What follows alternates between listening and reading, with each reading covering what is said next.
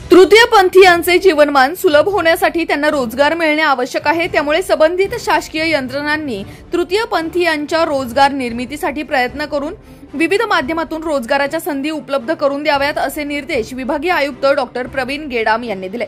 नाशिक येथे विभागीय आयुक्त कार्यालयातील समिती कक्षात विभागीय आयुक्त डॉक्टर प्रवीण गेडाम यांच्या अध्यक्षतेखाली विभागीय दक्षता व नियंत्रण समितीच्या बैठकीचे आयोजन करण्यात आले होते।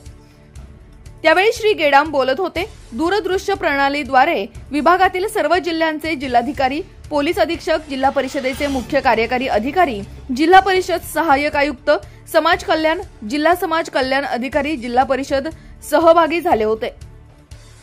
डॉक्टर प्रवीण गेडाम पुढे म्हणाले की तृतीयपंथीयांना समाजाच्या विकास प्रवाहात आणण्यासाठी त्यांना आर्थिक सक्षम करणे आवश्यक असून केंद्र सरकार व राज्य शासनाच्या विविध योजनांच्या माध्यमातून रोजगाराची स्वयंरोजगाराची संधी उपलब्ध करून द्याव्यात।